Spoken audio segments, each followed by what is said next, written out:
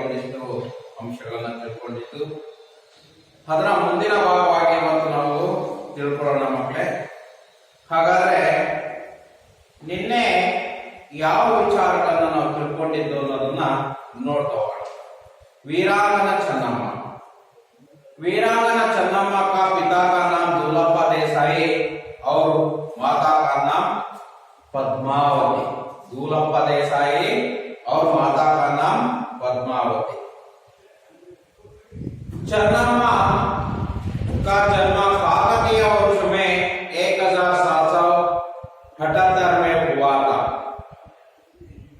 चन्नम्मा एक तो इकलौती, रूपवती और स्वस्थ है। चन्नम्मा शब्द का अर्थ ही सुंदर महिला। शिक्षा दीक्षा राजकुला के अनुरूपी ही हुई। घोड़ा सवारी, शस्त्र का अभ्यास आगे आदि युद्ध कलाएं उन्हें अपने वीर पिता से प्राप्त हुई है। जंगम गुरु के मार्गदर्शन में चन्नम्मा उर्दू, मराठी और संस्कृत भाषाओं का अध्ययन किया। कित्तूरू कर्नाटक राज्य के उत्तरी बेळगावी जिले में है। उन दिनों कित्तूरू कर्नाटक राज्य के व्यापार का प्रसिद्ध केंद्र भी था और देश विदेश के व्यापारी वहां के बाजार में हीरे जवाहरें खरीदने के लिए आया करते थे। ऐसा राज्य का राजा मल्ला सर्जा प्रजा वात्सल्य थे। चन्नम्मा का माता पिता बड़े हौसले से उसका विवाह राजा मल्ला सर्जा के साथ कर लिया। रानी चन्नम्मा कित्तूर के राजमहल में सुख से रहने लगे। रानी चन्नम्मा का कोख से एक पुत्र रत्न का जन्म हुआ। उसका नाम शिवा बसवराजा। लेकिन बाल्यकाल में मृत्यु हुई। राजा मल्ला सर्जा की पहली पत्नी रुद्रम्मा पूना के पटवर्धन मल्ला सर्जा को चालाकी से बंदी बना लिया। वहां उनकी मृत्यु हो गई। मल्ला सर्जा के मृत्यु के बाद चन्नम्मा ने रुद्रम्मा के पुत्र शिवलिंग रुद्र सर्जा को गद्दी पर बिठाया। शिवलिंग रुद्र सर्जा ने चन्नम्मा की सलाह को हवा में उड़ाकर छुटाकर यह शादी में गहरी मित्रता कर ली। वहां से कित्तूर का पतन प्रारंभ हुआ है। यहाँ वीरांगना चन्नम्मा का सारांश है, पाठ का सारांश होगा। आज उसके आगे के बारे में जानकारी प्राप्त करेंगे।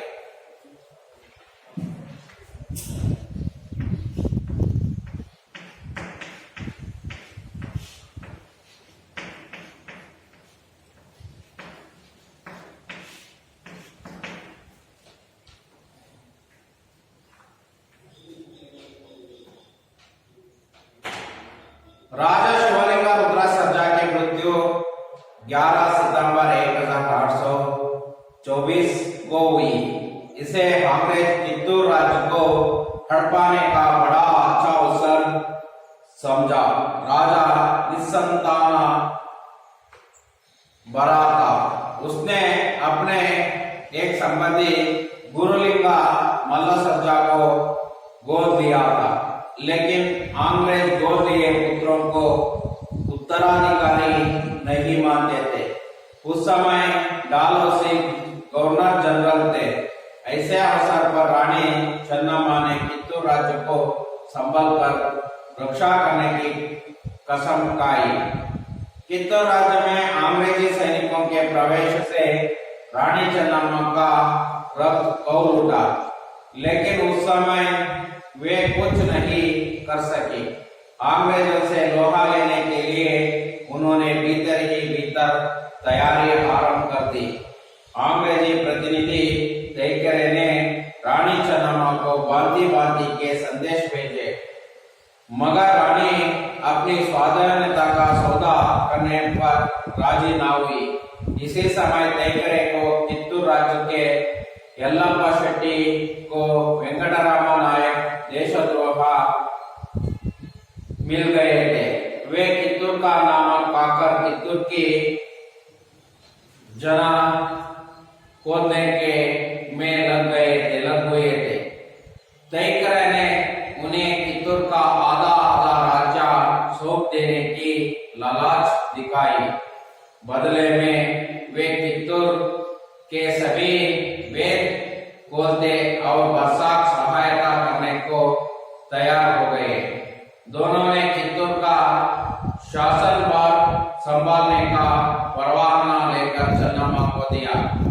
उसी पढ़ते ही चन्नम्मा ने तैकरे का पत्र टुकड़े टुकड़े करते हुए कहा, हमने गोद लेकर अंग्रेजों के विरुद्ध कोई षड्यंत्र नहीं रचा है।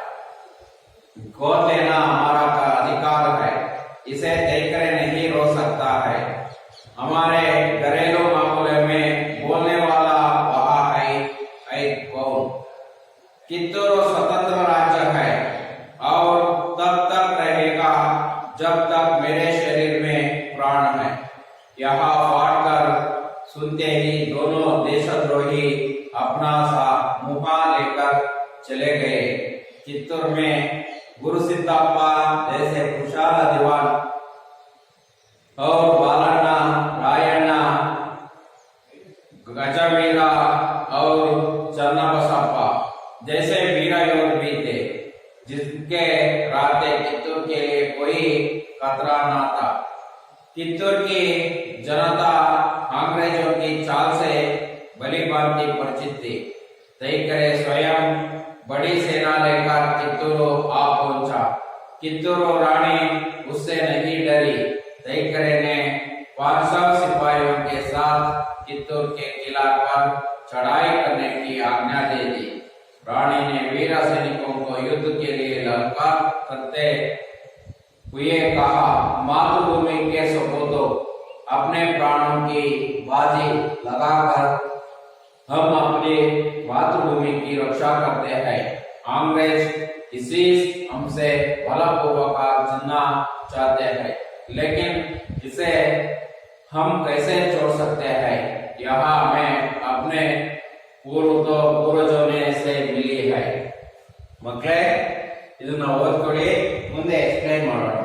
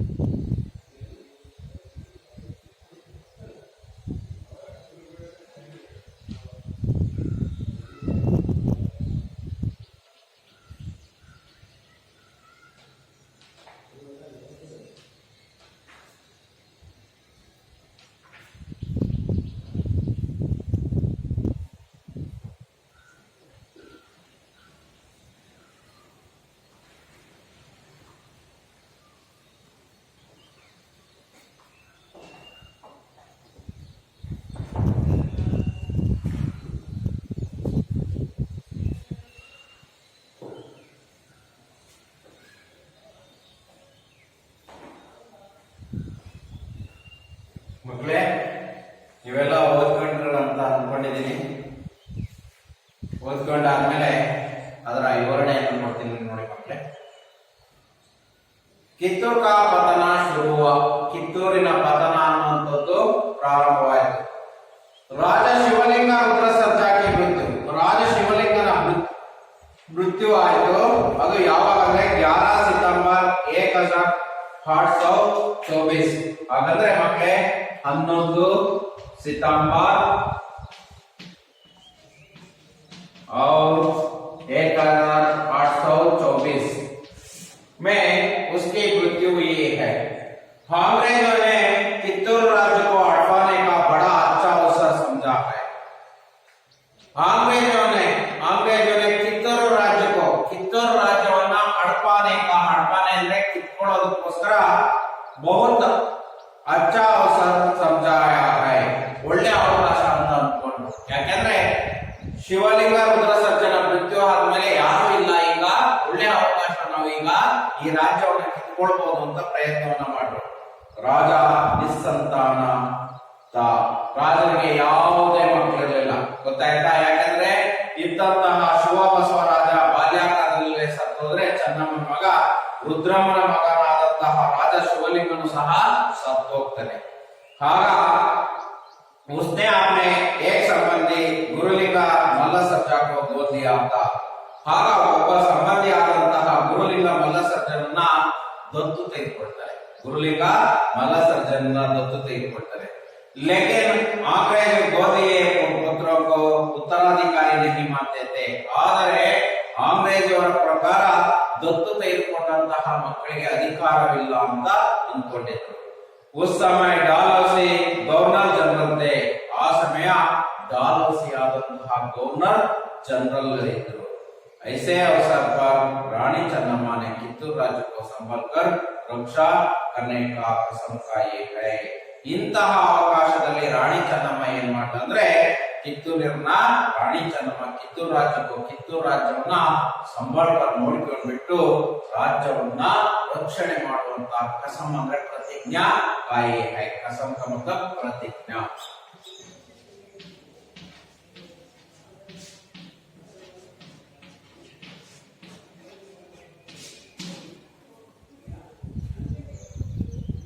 कित्तूर राज्य में अंग्रेज सैनिकों के प्रवेश से राणा चन्नम्मा का रथ कौल उठा है.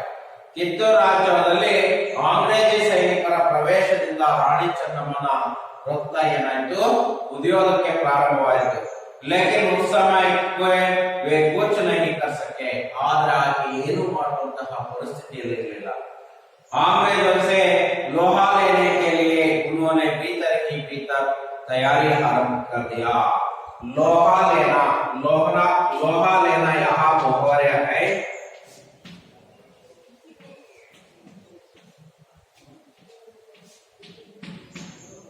युद्ध करना,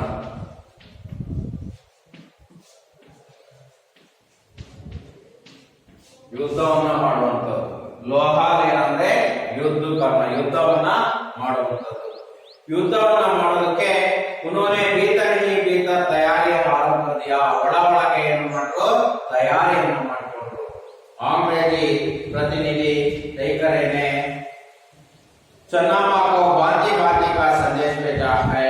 ಹಾಗೆ ಮಾಡಿದ್ರೆ ಅಂಗ್ರೇಜಿ ಪ್ರತಿನಿಧಿ ಆದಂತಹ ತೈಕರೆ ಏನ್ ಮಾಡ್ತಾರೆ ಅಂದ್ರೆ ತೈಕರೆ ಇವನು ಏನ್ ಮಾಡ್ತಾನಂದ್ರೆ ರಾಣಿ ಚೆನ್ನಮ್ಮನಿಗೆ ತರತರಹ ಭಾಂತಿ ಅಂದ್ರೆ ತರತರಹದ ಸಂದೇಶವನ್ನು ಕಳಿಸ್ಕೊಡ್ತಾರೆ. मगर रानी चन्नम्मा स्वाधीनता करने की राजी ना हुई. ಆದರೆ ರಾಣಿ ಚೆನ್ನಮ್ಮ ಯಾವುದೇ ರೀತಿಯಲ್ಲಿ ರಾಜಿ ಆಗೋಕೆ ಮತ್ತೆ ಅವರಿಗೆ ಆಡಳಿತವನ್ನು ನೀಡೋದಕ್ಕೆ, ಅವರ ಸ್ವಾತಂತ್ರ್ಯವನ್ನು ಅವರಿಗೆ ನೀಡೋದಕ್ಕೆ ಆಕೆ ತಯಾರಾಗಲಿಲ್ಲ. ತನ್ನ ರಾಜ್ಯವನ್ನ ಬಿಟ್ಕೊಡೋದಕ್ಕೆ ಯಾವ ರೀತಿಯಲ್ಲೂ ತಯಾರಾಗಲಿಲ್ಲ. ನಾನು ರಾಜ್ಯವನ್ನ ಬಿಟ್ಕೊಡೋದಿಲ್ಲ ಅನ್ನುವಂತಹ ನಿರ್ಧಾರಕ್ಕೆ ಬಂತು. इसी समय दईकरे को कित्तूर राज्य के यल्लप्पा शेट्टी और वेंकटरमण नामक देशद्रोही मिल गए हैं. ಆ ಸಮಯದಲ್ಲಿ ಏನಾಯ್ತಂದ್ರೆ ದೈಕರಿಗೆ ಸಹಾಯವನ್ನು ಮಾಡೋದಕ್ಕೆ ನಮ್ಮ ಕಿತ್ತೂರಿನ ರಾಜ್ಯದವರೇ ಆದಂತಹ ಯಲ್ಲಪ್ಪ ಶೆಟ್ಟಿ ಮತ್ತು ವೆಂಕಟರಾವ ಇವರಿಬ್ರು ಸಹಾಯ ಮಾಡಿದ್ರು. ಅವರಿಗೆ ಸಿಕ್ಬಿಟ್ಟು ದೇಶದ್ರೋಹಿಗಳು ಆಗಿದ್ರು. ಯಾಕೆಂದ್ರೆ ನಮ್ಮ ದೇಶದ ನಮ್ಮ ರಾಜ್ಯದ ಹಣವನ್ನೇ ತಿಂದು ನಮ್ಮ ದೇಶಕ್ಕೆ ದ್ರೋಹವನ್ನು ಮಾಡುವಂತನ್ನ ನಾವೇನು ಅಂತೀವಿ ದೇಶದ್ರೋಹಿ. ಆ ರೀತಿಯಲ್ಲಿ ಇವರಿಬ್ರು ಸಹ ಯಲ್ಲಪ್ಪ ಶೆಟ್ಟಿ ಮತ್ತು ವೆಂಕಟರಾವ ಇವರಿಬ್ರು ಏನ್ ಮಾಡ್ರು, ಅವರ ವಿರುದ್ಧವಾಗಿ, ಯಾರ ವಿರುದ್ಧ, ಚೆನ್ನಮ್ಮನ ವಿರುದ್ಧವಾಗಿ ತೈಕರಿಗೆ ಸಹಾಯವನ್ನು ಮಾಡೋದಕ್ಕೆ, ಅಂಗ್ರೇಜಿಯವರ ಪ್ರತಿನಿಧಿಯಾದಂತಹ ತೈಕರಿಗೆ ಸಹಾಯ ಮಾಡೋದಕ್ಕೆ ನಿಂತ್ಕೊಂಡ್ರು. ಆಗ ಇವರಿಬ್ರು ಸಹ ಯಲ್ಲಪ್ಪ ಶೆಟ್ಟಿ ವೆಂಕಟರಾಮ ಅನ್ನುವಂಥವ್ರು ದೇಶದ್ರೋಹಿ ಕೆಲಸವನ್ನು ಮಾಡಿದ್ರು. वे कित्तूर का नमक खाकर कित्तूर के ಕಿತ್ತೂರಿನ ಹಣವನ್ನ, ಕಿತ್ತೂರಿನ ಅನ್ನವನ್ನೇ ತಿಂದು ಕಿತ್ತೂರಿಗೆ ರಾಜ್ಯಕ್ಕೆ ದ್ರೋಹವನ್ನು ಮಾಡಕ್ಕೆ ಹೋದೇಮೆ ಲಂಕೆಯಂತೆ ಕಿತ್ತೂರನ್ನ ಕಿತ್ಕೊಡೋದಕ್ಕೆ ಪ್ರಯತ್ನವನ್ನ ಮಾಡುವುದು. ತೈಕರನೇ उन्हें कित्तूर का आधा आधा राज्य सौंप देने के लालच दिखाए है. ತೈಕರೆ ಒಂದು ಸಂಧಾನಕ್ಕೆ ಬಂದ. ಏನಪ್ಪ ಸಂಧಾನಕ್ಕೆ ಬಂದ ಅಂದ್ರೆ, ನಾವು ಅರ್ಧ ಅರ್ಧ ರಾಜ್ಯ ಮಾಡ್ಕೊಳ್ಳೋಣ, ಇದೇ ಪೂರ್ತಿ ಕಿತ್ತೂರನ್ನ ನೀನ್ ಅರ್ಧ ರಾಜ್ಯವನ್ನು ನೋಡ್ಕೊ, ನಾನ್ ಅರ್ಧ ರಾಜ್ಯವನ್ನು ನೋಡ್ಕೊಳ್ತೀನಿ ಅನ್ನುವಂತಹ ಒಂದು ಸಂದೇಶವನ್ನು ಕಳಿಸ್ತಾ, ಅಂತ ಆಸೆಯನ್ನು ತೋರಿಸ್ತಾ. बदले में वे कित्तूर के सभी बेर करने और बसा सहायता करने को तैयार हो गए हैं. ಇಲ್ಲ ಅಂದ್ರೆ ನೀನು ಈ ಒಪ್ಪಂದಕ್ಕೆ ಬರ್ಲಿಲ್ಲ, ಇದಕ್ಕೆ ರಾಜಿ ಆಗ್ಲಿಲ್ಲ ಅಂದ್ರೆ ನಾವೇನ್ ಮಾಡ್ತೀವಿ ಅಂದ್ರೆ, ಈ ಕಿತ್ತೂರಿನ ಪೂರ್ತಿಯನ್ನ ನಾವು ಕಿತ್ಕೊಳ್ತೀವಿ, ಕಿತ್ತೂರು ರಾಜ್ಯವನ್ನೇ ಪೂರ್ತಿ ಕಿತ್ಕೊಳ್ತೀವಿ, ಅರ್ಧ ಅರ್ಧ ಹೋಗ್ಬಿಟ್ಟು ಪೂರ್ತಿ ಕಿತ್ಕೊಳ್ತೀವಿ. ಹಾಗಾಗಿ ನೀನು ಅರ್ಧ ಕೊಡ್ತೀಯೋ ಅಥವಾ ಪೂರ್ಣವಾಗಿ ಕಿತ್ಕೊಳ್ಳೋಣ ಅಂತ ಎದುರಿಸ್ತ. दोनों ने कित्तूर का शासन भाग संभालने का परवाना लेकर ಚೆನ್ನಮ್ಮ को दिया है. दोनों ने ಇಬ್ರು ಸಹ ಕಿತ್ತೂರನ್ನ ಕಿತ್ಕೊಳ್ಳೋದಕ್ಕೆ, ಕಿತ್ತೂರಿನ ಶಾಸನವನ್ನು ನಡೆಸೋದಕ್ಕೆ, ಕಿತ್ತೂರು ರಾಜ್ಯದ ಮೇಲೆ ಶಾಸನವನ್ನು ನಡೆಸೋದಕ್ಕೆ ಭಾರಿ ಪ್ರಯತ್ನವನ್ನ ಮಾಡಿದಂತವ್ರು. ಆಗ उसे पढ़ते ही ಚೆನ್ನಮ್ಮ ने तैकरे का पत्र टुकड़े टुकड़े हुए. ಇದನ್ನ ಓದ್ತಾನೆ ಚೆನ್ನಮ್ಮ ಏನ್ ಮಾಡ್ತಾರೆ, ತೈಕರೆ ಪತ್ರ, ತೈಕರೆ ಬರೆದಿದ್ದಂತಹ ಪತ್ರವನ್ನ ಹರಿದಾಕಿ ಹೇಳ್ತಾರೆ, ನಮ್ನೆ ಗೋದ್ ದೇಕರ್ ಅಂಗ್ರೇಜರ ವಿರುದ್ಧ ಕೋಯಿ ಷಡ್ಯಂತ್ರ नहीं रचा है. ನಾವು ಈ ಭಗವಾನ ದತ್ತು ತೆಗೆದುಕೊಂಡ್ಬಿಟ್ಟು ಯಾವುದೇ ರೀತಿಯಾಗಿ ನಿಮ್ಮ ವಿರುದ್ಧ ಷಡ್ಯಂತ್ರವನ್ನ ಮಾಡ್ತಾ ಇಲ್ಲ, ನಾವು ಯಾವುದೇ ಷಡ್ಯಂತ್ರವನ್ನ ಮಾಡ್ತಿಲ್ಲ, ಈ ಭಗವನ್ನ ತೆಗೆದುಕೊಂಡ್ಬಿಟ್ಟು ಅಥವಾ ದತ್ತು ಪುತ್ರನನ್ನ ತೆಗೆದುಕೊಂಡು ಅಂತ. ಗೋದೇನ ಅಮರ ಅಧಿಕಾರ, ದತ್ತು ತೆಗೆದುಕೊಳ್ಳುವಂಥದ್ದು ನಮ್ಮ ಅಧಿಕಾರ, ಅದನ್ನ ಕೇಳೋದಕ್ಕೆ ನೀವ್ಯಾರು ಅಂತ ಅವ್ರ ಪ್ರಕಾರ ಚೆನ್ನಮ್ಮ ಹೇಳೋದು. ಇಸೆ ತೈಕರೆ नहीं रोक सका था. ಇದನ್ನ ತೈಕರೆ ಎದುರು ನಿಲ್ಲಿಸೋದಕ್ಕೆ ಆಗಲಿಲ್ಲ. ಆಮೇಲೆ घरेलू मामलों में बोलने वाला यहाँ है कौन है. ನಮ್ಮ ಮನೆತನಗಳಲ್ಲಿ ಮಾತಾಡ್ತಾರೆ ಏನಂತಂದ್ರೆ, ಮನೆಗಳಲ್ಲಿ ಇದನ್ನು ಕೇಳಕ್ಕೆ ಯಾರು, ನಾವು ದತ್ತು ತೆಗೆದುಕೊಂಡಿರೋದನ್ನ ಇದನ್ನು ಕೇಳೋದಕ್ಕೆ ಇವ್ರು ಯಾರು ಅನ್ನುವಂತಹ ಪ್ರಶ್ನೆ ಆಕೆಯ ಮನಸ್ಸಿನಲ್ಲಿ ಬಂತು. ದತ್ತು ತೆಗೆದುಕೊಂಡಿರೋದು ನಮ್ಮ ಅಧಿಕಾರ, ಇದನ್ನು ಕೇಳೋದಕ್ಕೆ ಇವ್ರು ಯಾರು ಅನ್ನುವಂಥದ್ದು. ಹಾಗಾಗಿ ಯಹ ಸ್ವತಂತ್ರ ರಾಜ್ಯ है. ಕಿತ್ತೂರು ಸ್ವತಂತ್ರ ರಾಜ್ಯ, ಕಿತ್ತೂರು ಅನ್ನುವಂಥದ್ದು ಒಂದು ಸ್ವತಂತ್ರ ರಾಜ್ಯ. तब तक रहेगा जब तक मेरे शरीर में प्राण है. ನಾನು ಎಲ್ಲಿವರೆಗೆ ಇರ್ತೀನಿ, ನನ್ನ ಪ್ರಾಣದಲ್ಲಿ ಎಲ್ಲಿವರೆಗೆ ಶರೀರದಲ್ಲಿ ಪ್ರಾಣ ಇರುತ್ತೋ ಅಲ್ಲಿಯವರೆಗೆ ಯಾರು ಇದನ್ನ ನಿಲ್ಲಿಸೋದಕ್ಕೆ ಸಾಧ್ಯವಿಲ್ಲ. ಕಿತ್ತೂರು ಒಂದು ಸ್ವತಂತ್ರ ರಾಜ್ಯ, ಯಾರು ಸಹ ಕಿತ್ಕೊಳ್ಳೋದಕ್ಕೆ ಸಾಧ್ಯ ಇಲ್ಲ. ಎಲ್ಲಿವರೆಗೆ ನನ್ನ ಶರೀರದಲ್ಲಿ ಏನಿರುತ್ತೆ, ಪ್ರಾಣ ಇರುತ್ತೆ, ಅಲ್ಲಿವರೆಗೆ ಯಾರೂ ಸಹ ಕಿತ್ತೂರನ್ನ ಕಿತ್ಕೊಳ್ಳೋದಕ್ಕೆ ಸಾಧ್ಯ ಇಲ್ಲ, ಕಿತ್ತೂರು ರಾಜ್ಯವನ್ನ. ಹಾಗಾಗಿ ಕಿತ್ತೂರು ಅನ್ನುವಂಥದ್ದು ಒಂದು ಸ್ವತಂತ್ರ ರಾಜ್ಯ.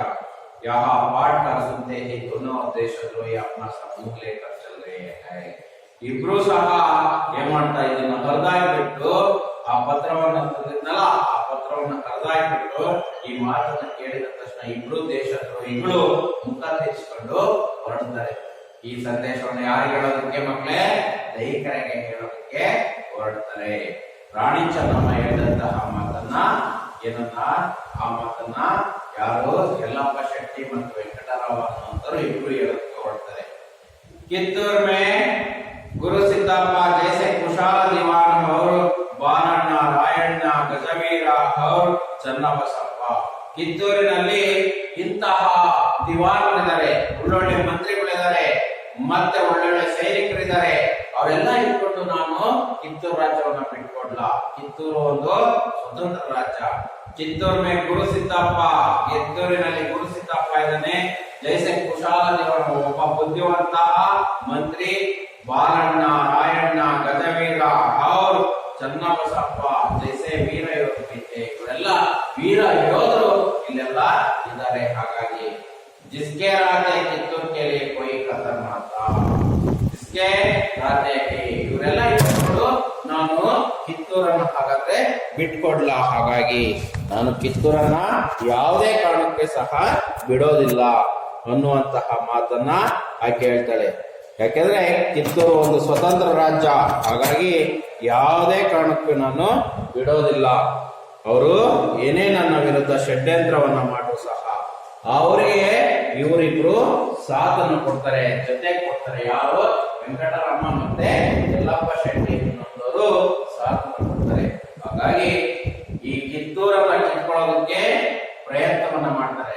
ಆದ್ರೆ ರಾಣಿ ಚೆನ್ನಮ್ಮನ ಹೋರಾಟ ಬಹಳ ವರ್ಷಗಳವರೆಗೂ ಬಹಳ ದೀರ್ಘವಾಗಿ ಹೋರಾಟ ನಡೀತಾ ಇರುತ್ತೆ. ಹೀಗಾಗಿ ಇಂತಹ ಯಾವುದೇ ಕಾರಣಕ್ಕೆ ಕಿತ್ತೂರಿಗೆ ಯಾವುದೇ ಅಪಾಯ ಇಲ್ಲ ಅನ್ನುವಂತಹ ಮಾತನ್ನು ಸಹ ಹೇಳ್ತಾರೆ. ಆಮೇಲೆ ಮುಂದೆ ಏನಾಗುತ್ತೆ ಅನ್ನೋದು ನಾಳೆ ತಿಳ್ಕೊಳ್ಳೋಣ.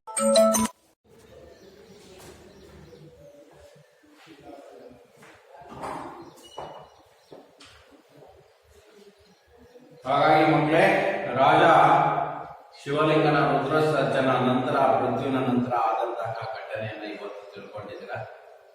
ಅದು ಈ ಪಾಠಕ್ಕೆ ಸಂಬಂಧಪಟ್ಟಂತಹ ವಿಚಾರ.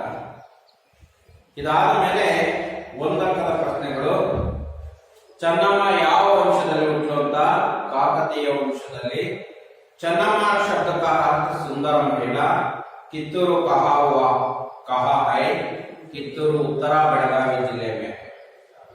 ಚೆನ್ನಮ್ಮ का विवाह किसके साथ हुआ? राजा मल्ल सर्जा. शिवलिंग रुद्र सर्जा ने किसको गोद लिया था? शिवलिंग रुद्र सर्जा ने ಯಾರು ಗೋದನ್ನು ತೆಗೆದುಕೊಂಡ್ರು? ಚೆನ್ನಮ್ಮನೇ ಗೋದ್ लिया. नेक्स्ट अदादमेले ಎರಡನೇ ಮಕ್ಕಳೇ, ಚೆನ್ನಮ್ಮ के माता पिता का नाम लिखिए. ಚೆನ್ನಮ್ಮ का माता का नाम पद्मावती, पिता का नाम दूलप्पा देसाई. ಚೆನ್ನಮ್ಮ को उसके पिता को कौन सी कलाएं प्राप्त हुई है? ಅವರ ತಾಯಿಯಿಂದ ಸಿಕ್ಕಂತಹ ತಂದೆ ತಾಯಿಯಿಂದ ಸಿಕ್ಕಂತಹ ಕಲೆಗಳು घोड़ा सवारी, शस्त्रों का अभ्यास, अकेटा और युद्ध कला है. कित्तूर राज्य की समृद्धि के बारे में लिखिए. कित्तूर राज्य समृद्धिಯ ಬಗ್ಗೆ ಬರೆಯಿರಿ. कित्तूर में उसका देश विदेश के व्यापारियों ने वहां बाजारों में हीरे जवाहरें खरीदने के लिए आया करते थे. ऐसा राज्य, समृद्ध राज्य कित्तूर राज्य है. कित्तूर का पतन शुरू होने का कारण क्या हुआ है? ಚೆನ್ನಮ್ಮ का सलाह शिवलिंग रुद्र सर्जा ने ಚೆನ್ನಮ್ಮ की सलाह को हवा में उड़ाकर चुटका कर से गहरी मित्रता कर ली, जिससे कित्तूर का पतन शुरू कर दिया है. यल्लप्प शेट्टी और वेंकटराम कित्तूर का भेद खोलने क्यों तैयार हो गए हैं? ಅವರು ಇಬ್ಬರು ಸಹ ಯಾಕೆ ತಯಾರನ್ನ ಮಾಡಿಕೊಂಡ್ರು?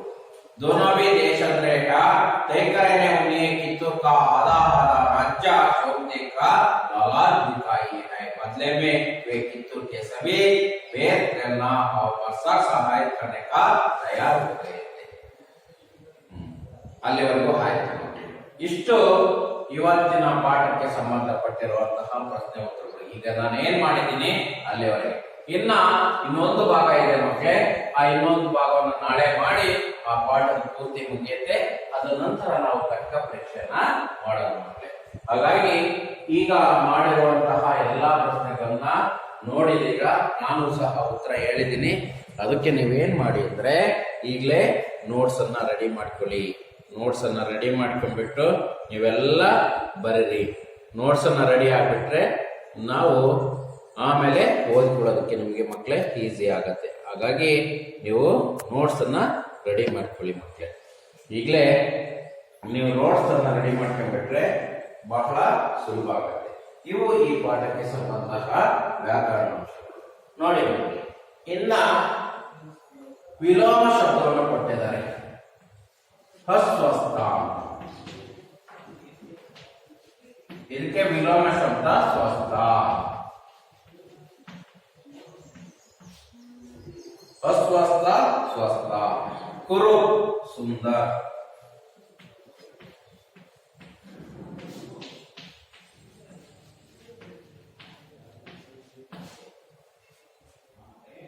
ದೇಶ ವಿದೇಶ.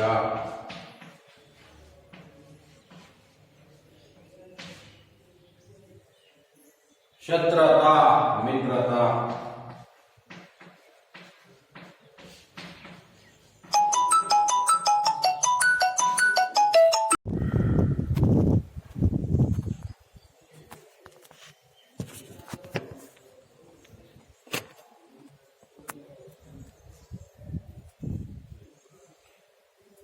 ಶತ್ರುತಾ ಮಿತ್ರತಾ.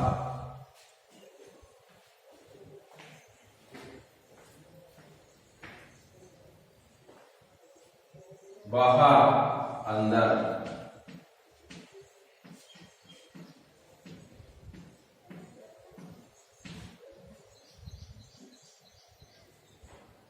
देशभक्त.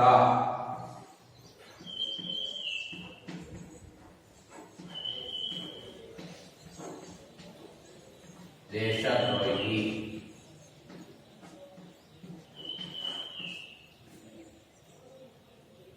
कायर वीर.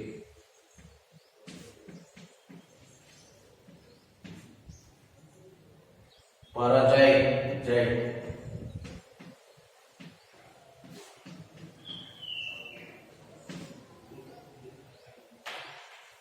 ಇವಿಷ್ಟು ವಿಲೋಮ ಶಬ್ದಗಳು, ಅಪೋಸಿಟ್ ವರ್ಡ್. ನೋಡಿ, ಇವನ್ನ ನೀವು ಚೆನ್ನಾಗಿ ಕಲ್ತ್ಕೊಬೇಕು. ಅಸ್ವಸ್ಥ ಸ್ವಸ್ಥ, ಕುರು सुंदर, शत्रुता मित्रता, देशभक्त देशद्रोही, देश विदेश, कायर वीर, बाहर अंदर, परजय जय. ಇವೆಲ್ಲ ಈ ಪಾಠದಲ್ಲಿ ಬರುವಂತಹ ವಿಲೋಮಾರ್ಥ ಶಬ್ದಗಳು. ಮುಂದೆ ನೋಡೋಣ ಮಕ್ಕಳೇ. ಅದರ ಮುಂದಿನ ಭಾಗವನ್ನ ಮುಂದೆ ನೋಡ್ತಾ ಹೋಗೋಣ. ಪ್ರಶ್ನೆಗಳಿಗೆ ಉತ್ತರವನ್ನ. ಇಷ್ಟು ಪ್ರಶ್ನೆಗಳನ್ನ ನೀವು ಇವತ್ತು ಕಲಿಯಲೇಬೇಕು. ಕುತ್ಕೊಂಡು ಮನೆಯಲ್ಲಿ ಪ್ರಾಕ್ಟೀಸ್ ಮಾಡ್ಕೊಂಡು ನನಗೆ ಯಾವುದೇ ಡೌಟ್ಗಳಿದ್ರು ಸಹ ನೀವು ಹಾಕ್ಬಹುದು. ಹಾಗಾಗಿ ಇಂತಹ ಪ್ರಶ್ನೆಗಳಿಗೆ ನೀವು ಹುಡುಕಿ ಉತ್ತರವನ್ನ ಬರೆಯಿರಿ.